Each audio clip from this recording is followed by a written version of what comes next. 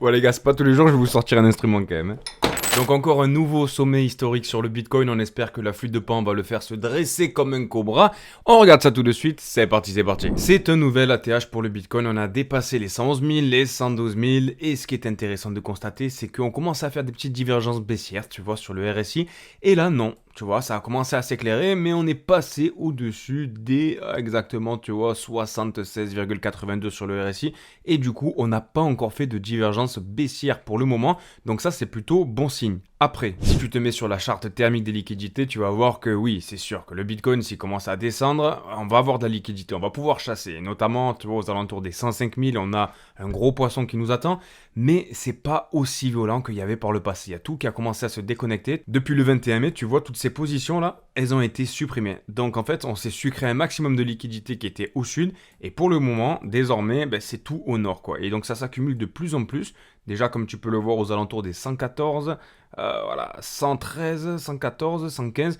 Donc on a un gros mur de liquidité. Et là, tu vois, c'est la charte en spot, comme tu peux le constater. On est en train de buter à chaque fois sur des zones parce que il y a des gens qui vendent à ces prix-là. Il y a des gens qui vendent à 112 000, il y a des gens qui vendent à 113 000.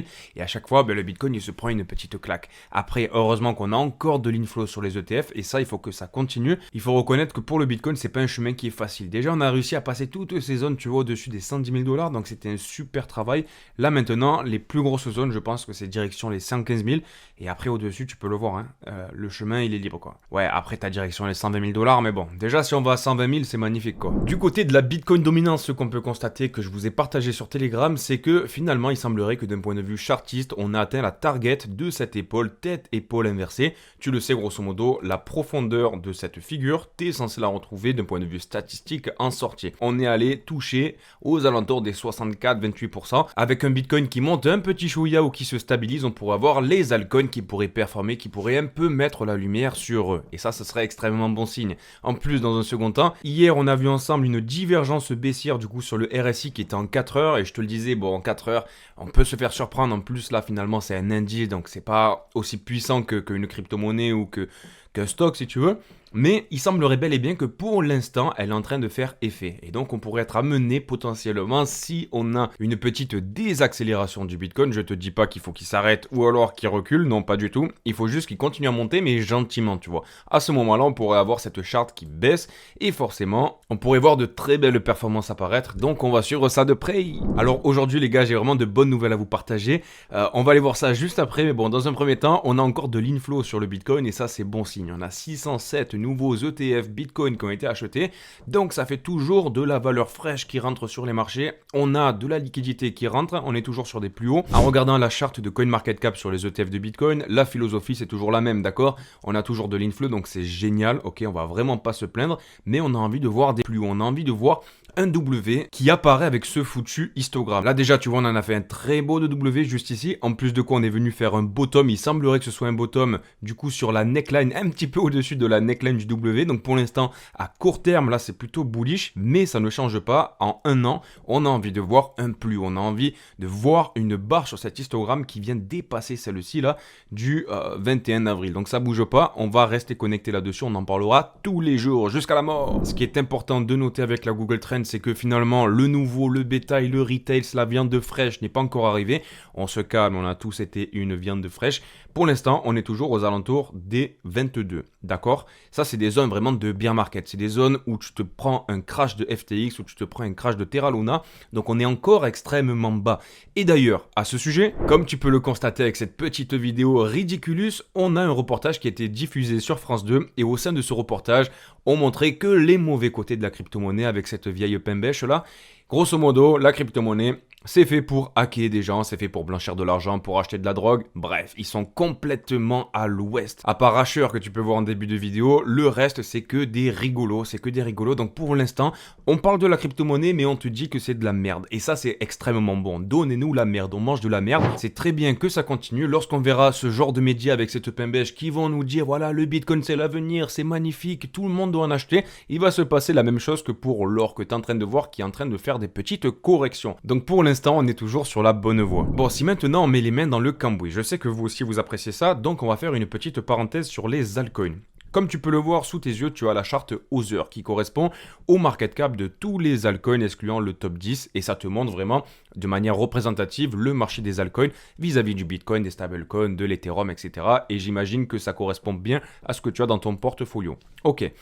Ce que tu peux constater, tu le sais, on en parle régulièrement, mais pour les nouveaux, lorsque tu as un rallye haussier, lorsque tu as, boum, une explosion comme ça, tu as plusieurs phases. Tu as des phases de digestion où le marché respire et dans ces moments-là, en l'espace de quelques jours, tu peux te manger un moins 10, moins 15, moins 20%, ça arrive. Et lorsque ça arrive, les altcoins, parfois, ils perdent même un petit peu plus. Et l'idée, je l'avais déjà partagé l'été dernier en 2024, c'est de venir profiter de ces vagues haussières, d'essayer de vendre. On ne peut pas vendre au top exactement, d'accord? Ça c'est impossible, personne ne pourra vendre au dollar près, mais d'essayer de surfer cette vague, pas avec la totalité de son portfolio. Déjà, si tu fais 20-30%, c'est déjà ça. Et je peux te dire que si tu as un petit portfolio sympathique, tu peux te tirer un petit salaire à l'issue de cette vague haussière. Donc on s'était déjà focus sur ce rallye haussier avec les vagues haussières. On avait constaté qu'on en avait 3 qui étaient bien distinctes. On en avait une de 7 jours, une de 9 jours et une autre de 9 jours. Donc on a une moyenne entre 7 et 9 jours de vagues haussières où on commence à pumper. Donc ça c'est pour l'aspect temporel des vagues haussières. On ira voir juste après où est-ce qu'on en est actuellement. Pour l'aspect market cap qui s'ajoute finalement dans ces vagues haussières qui est plutôt récurrent, tu vois. Ce que tu peux constater, c'est que pour la première vague haussière, on avait ajouté 100 milliards de dollars, tout rond. La seconde vague haussière, on était à 110 milliards. Et la troisième, qui est la plus importante finalement, c'est un petit peu comme ça dans tous les cycles, 144 milliards de dollars. Donc, en suivant ce scénario, donc ce que tu as sous les yeux du coup qui semble être la première vague haussière qui démarre entre le 7 et le 8 mai 2025, si tu regardes l'apport de market cap au total, donc de mèche à mèche, tu as approximativement 80 milliards. Là où sur le précédent, on avait 100 milliards. Ok. Tandis que pour la période temporelle, si tu prends de mèche à mèche, on a fait exactement 6 jours, tu vois. On a 6 jours de hausse, après quoi on entame une petite correction où tu te manges 16% sur tous tes altcoins et je te laisse aller voir tes altcoins pour voir si tu n'as même pas pris un petit peu plus dans la bouche. Bon, donc la prochaine conclusion, c'est que pour la prochaine vague haussière, lorsqu'on va commencer à rentrer dans les 6, 7, 8 jours, ça va commencer à chauffer un petit peu et forcément, il y aura des prises de bénéfices. Et donc, en considérant qu'on soit en train de lancer cette fameuse vague haussière au moment où je te parle, du coup, si on se calque sur la période temporelle qu'on a eue par le passé et sur le market cap ajouté, d'un point de vue du market cap, la seconde vague haussière du rallye, si tu te focuses sur la deuxième par rapport au premier, on est 15% supérieur en termes de market cap. Et donc, étant donné qu'on a eu 80, ça t'amènerait à avoir 80 fois 1,15, ça fait 92 milliards d'ajoutés à partir de cette mèche. Alors, là, on est en train de parler avec les mains, les amis. Mais c'est important de voir, tu vois, l'ordre de grandeur finalement. On va pas avoir 300 milliards qui vont être ajoutés d'un claquement de doigts sans qu'on ait une correction, une espèce de respiration. Ça, il faut quand même le garder à l'esprit. Et du coup, si tu te mets, hop, au-dessus de 92 milliards, donc on pourrait s'attendre, tu vois, à avoir une zone intéressante du coup à partir de 6 jours en considérant que la jambe haussière démarre. Hein. 6 jours, direction 8 jours, donc ça c'est la largeur de ton rectangle, de ta target. Et en hauteur, tu peux considérer à partir de 90 milliards. Et allez, si tu es un petit peu optimiste, direction, tu vois, les 100 milliards quoi.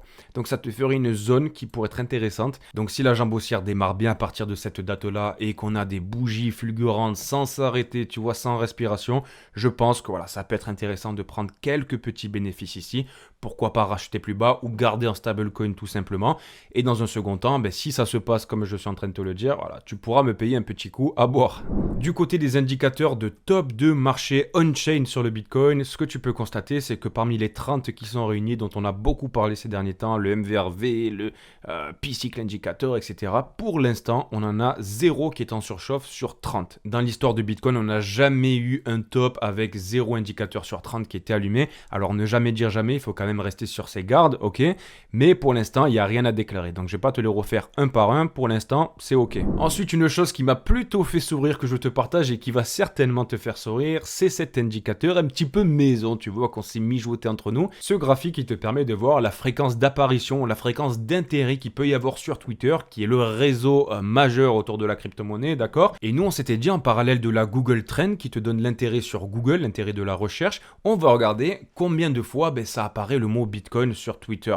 Et du coup, en fonction des jours, on avait constaté que lorsqu'on a des pics d'intérêt, des pics de recherche sur Twitter, Très généralement, on avait un top qui arrivait quelques jours après. On a une petite latence. Et d'ailleurs, la semaine prochaine, je vais te faire une vidéo où je te résume tout ça. Toujours est-il que ce qui m'avait un petit peu dérangé, qui m'avait un peu titillé, c'est qu'on avait eu un gros pic le 8 mai avec 2118 sur cet indicateur, tu vois.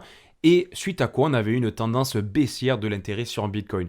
L'outil a été un petit peu réinitialisé et en fait, il est en train de nous montrer dans un premier temps qu'on fait des bas de plus en plus haut, ça c'est magnifique.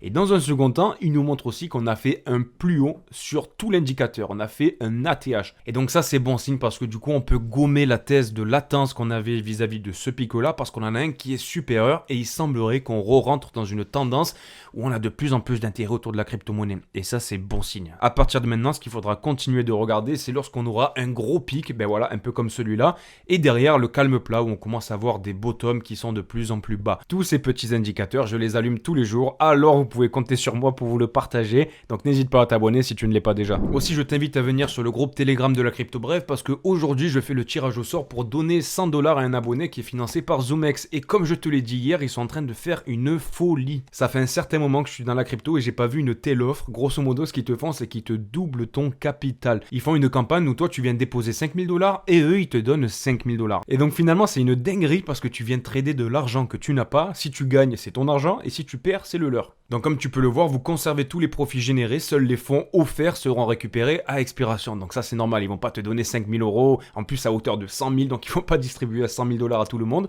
Mais grosso modo, tu viens déposer de l'argent, tu peux trader, et ensuite tu pourras le voir à l'instant T, tu peux récupérer l'argent si tu en as gagné, et si tu en as perdu, ben écoute, c'est pas ton argent. C'est un peu comme Winamax qui te permettait de faire un pari avec 100 $ offerts, tu vois. Sauf que là c'est pas 100 $, c'est à hauteur de 100 000 $, donc c'est une dinguerie. Donc si tu veux y participer, en description tu as le lien, tu cliques dessus, et tu arrives sur cette page, tu dois cliquer sur ma ganache juste à gauche et là tu cliques sur s'inscrire et vérifie bien d'avoir le bon code de parrainage qui est en description parce que sinon tu ne profiteras pas de tous ces cadeaux et du doublement de ton argent, ça serait quand même dommage. ZoomEx c'est sans KYC donc ils te demandent pas ta carte d'identité, une adresse mail suffit, donc si tu veux même te recréer un compte tu peux le faire, ils vont te doubler jusqu'à 100 000 $, il n'y a pas de souci, il faut juste passer par tout ce petit schmilblick que je viens de te présenter. Honnêtement c'est vraiment un banger ce qu'ils sont en train de faire, ils veulent casser la concurrence. Et là avec ce truc là je pense qu'ils vont gagner quelques places. Tu trades avec de l'argent que tu n'as pas, si tu as des bénéfices tu les prends pour toi et si tu perds ben c'est leur argent donc c'est pas grave. Dans quel monde tu vois ça, c'est fou. Ensuite en termes de news qui est plutôt bullish pour Ethereum, on a BTCS, une société qui est cotée au Nasdaq qui a acquis pour 3450 nouveaux ETH pour environ 8 420 000 $ et maintenant ils détiennent 12 500 Ethereum. C'est plutôt pas mal. Et là c'est vraiment la news, enfin c'est le pompon sur la Garonne quoi. On a stratégie avec Michael Saylor qui prévoit de lever jusqu'à 2,1 milliards de $ via la vente d'actions selon Bloomberg. Alors lui, tu le sais, chaque semaine, il nous fait des petits points orange pour nous dire qu'il y a des nouveaux bitcoins qui vont être accumulés par MicroStrategy.